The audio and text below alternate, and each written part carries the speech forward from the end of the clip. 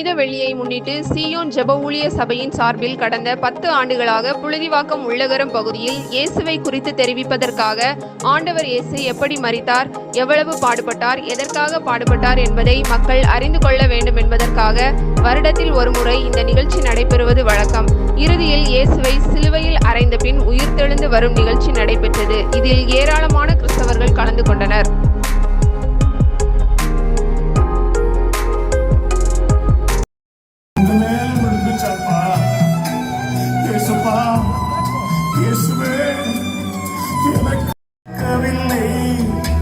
மரணம் சூழ்ந்த நேரத்திலும் விட்டு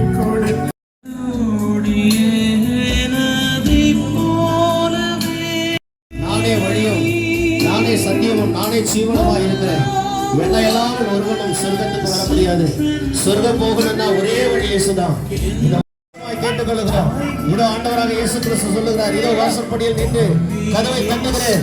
ஒருவன் என் சத்தத்தை கேட்டு அவன் இதயத்தின் கதவை திறந்தார், அவனிடத்தில் பிரவேசித்து அவனோடு கூட போஜனம் பண்ணுவேன் என்று சொல்லுகிறேன். ஆண்டவர் உன்னை தேடி வந்து கொண்டிருக்கிறார். உன் இருதயத்தை திறந்து ஆண்டவரே எனக்குள்ளே வாரும் என்று சொல்லுங்கள். இயேசு உங்க உள்ளத்திலே இல்லத்திலே வந்து ஒரு நல்ல சமாதானத்தை கொடுக்க வல்லவராக இருக்கிறார்.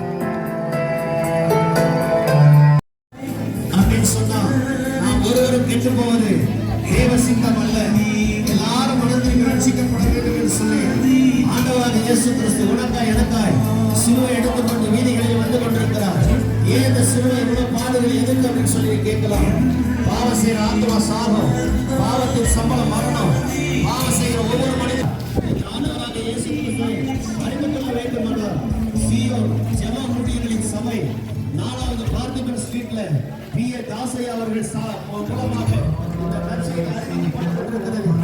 அன்பு தேவ பிள்ளையே, உனக்காக இந்த பகுதியில் இருக்கிற மக்களுடைய சுகமானதுக்காக அருமையான தேவ சபையை இந்த வாய்ப்பை நீங்கள் பயன்படுத்திக் கொள்ளும்படியாக, இந்த ஆண்டவராக இயேசு கிறிஸ்துவை அறிந்து கொள்ளும்படியாக, இது ஒரு சீரியல் போல ஒரு சினிமா போல பார்த்துட்டு போகிற ஒரு காட்சி அல்ல.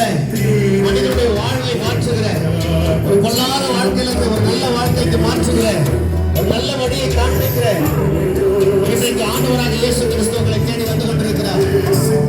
அன்பான தேவ பிள்ளையே, ஆண்டவராக இயேசு கிறிஸ்து உங்கள் சொந்த ரட்சகரை ஏற்றுக்கொள்வதற்கு இது ஒரு நல்ல வாய்ப்பு. மதமாற்றம், ஜாதி, இனம், குலத்திலிருந்து மாற்றுவோம்.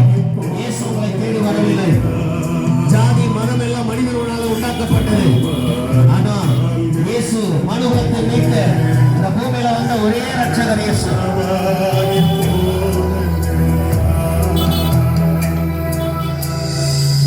இல்லங்களை தேடி வந்து கொண்டிருக்கிறது.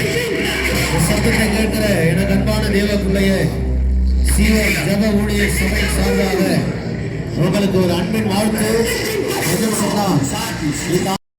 வியாதியில, கடன் தொல்லையில, ஒருவேளை மரணக்கட்டுல, மரண பயத்துல யார் இருந்தாலும் உங்களுக்காக ஜெபிக்கும்படி ஒவ்வொரு செவ்வாய்க்கிழமையும் சுகமளிக்கிற ஆராதனை 11 மணிக்கு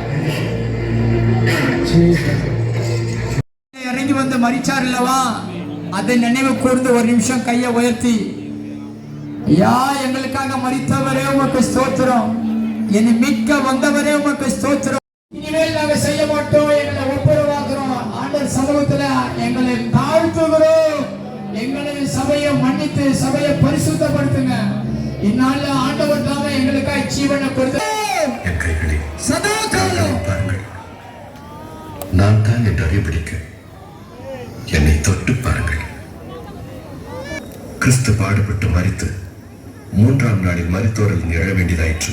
அவருடைய நாமத்தினாலே மனம் திரும்புதலும் பாவ மன்னிப்பும் எருசலேம் தொடங்கிய சகல தேசத்தாருக்கும் பிரசங்கிக்கப்படவும் வேண்டும். நீங்கள் இவைகளுக்கு சாட்சிகளாக இருக்கிறீர்கள். என் பிதா வாக்குத்தத்தம் பண்ணினதை நான் உங்களுக்கு அனுப்புகிறேன். பரத்திலிருந்து வரும் பலனால் தரிப்பிக்கப்படும் வரை நீங்கள் எருசலேமில் காத்திருங்கள்.